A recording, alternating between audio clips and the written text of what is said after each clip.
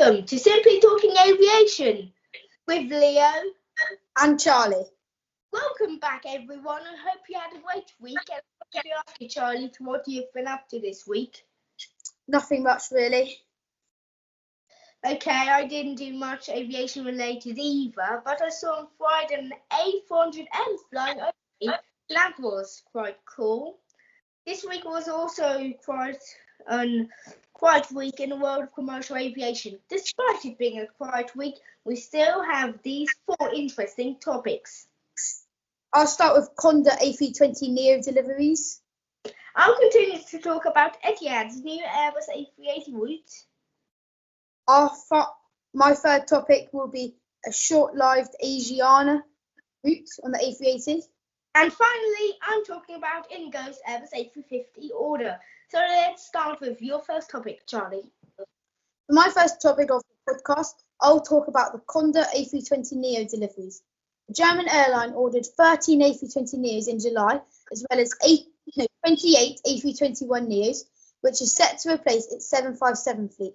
A spokesperson said the A320neos will be operated on flights from Frankfurt and Dusseldorf to holiday destinations such as Palma de Mallorca and the Greek islands. They also did hint that it would fly to and from other German airports, but where and when is yet to be determined. In September, Conda announced that it had already renewed half of its long-haul fleet, switching from the aging 767 fleet to the Airbus A330neo, which took their first delivery of 2022. At present, Conda also has 9 757-300s in service. They feature 275 seats in all economy layout. However, the average age of these aircraft is 24.5 years old, and the oldest being 26 years old.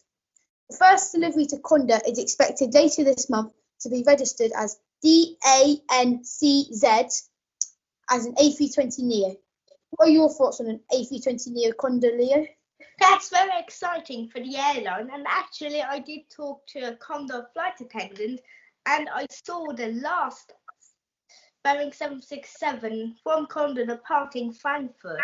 And I thought the flight attendant said that he actually wasn't very happy about the new aircraft, and he actually did prefer the 767 and Boeing 757.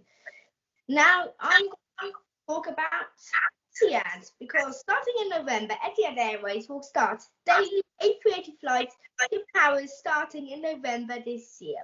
This daily A380 service will come to cost of an A380 flight to London Heathrow, which is quite sad. The Etihad CEO highlighted the fact that passengers travelling in first class will enjoy unique offerings like the residents.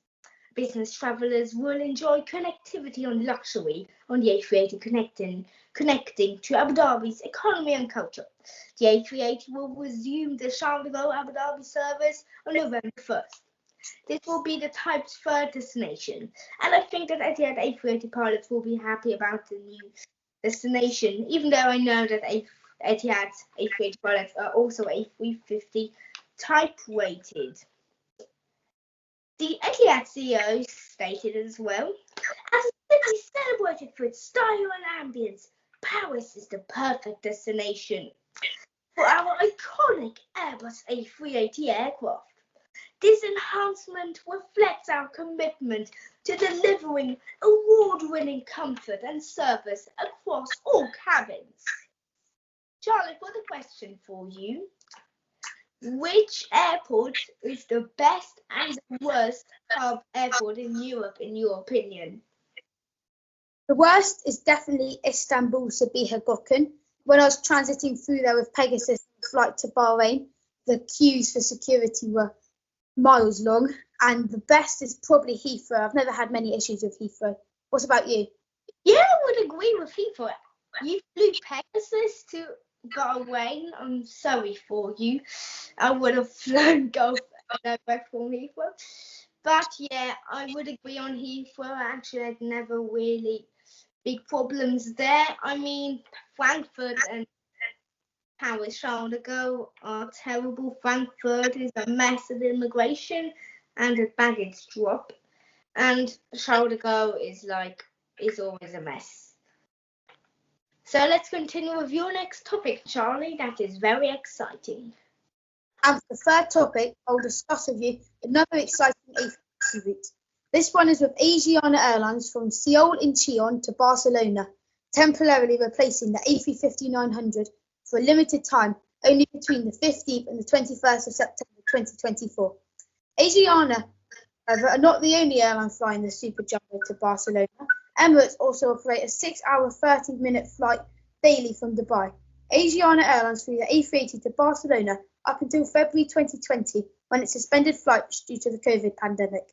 What are your thoughts, Leo? I actually think that Asiana flew the A380 to Barcelona before the pandemic, and I always thought that they would fly the A380 to only Frankfurt and Heathrow. Asiana actually hasn't got a lot of A380 destinations. Tokyo Narita, Osaka Kansai for a short while, and LAX and Sydney Kingsford Smith. Now I want to talk about Indigo, because the Indian low-cost carrier ordered 30 Airbus A350-900 aircraft.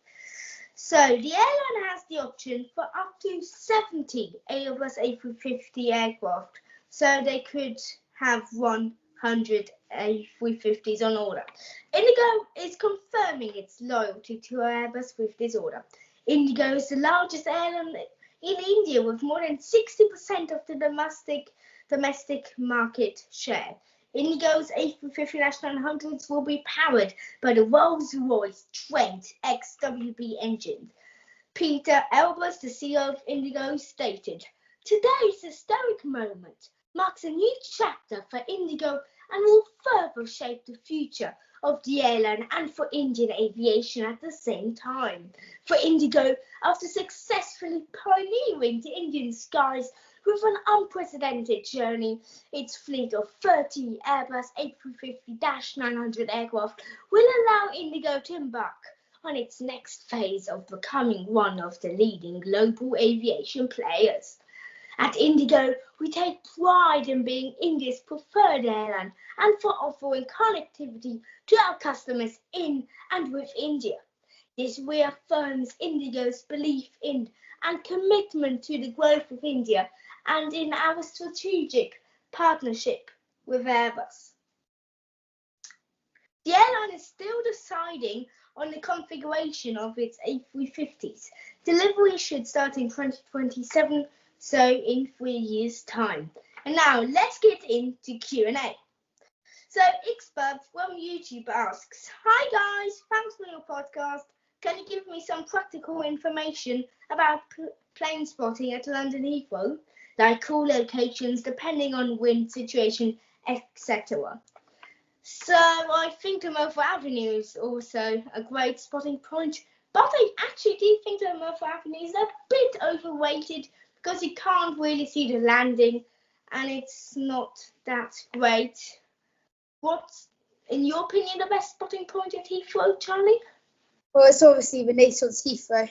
I mean, yes, I agree. 27 wide. You get a great view on runway 27 wide for departures and arrivals, and you can spot it the entire day, and you get a great view on the apron and terminal. When you've got 09 operations, I would say close to T5, there's a great spotting point for runway 09 left. So that's also good. You see the approach and then the landing. So this is for all we've got time for this week. If you've got any questions, send them in on YouTube, on TikTok. And yeah, thank you very much. Don't forget for listening. Don't forget to like and subscribe or follow on TikTok. And we'll see you next week. Bye. Bye.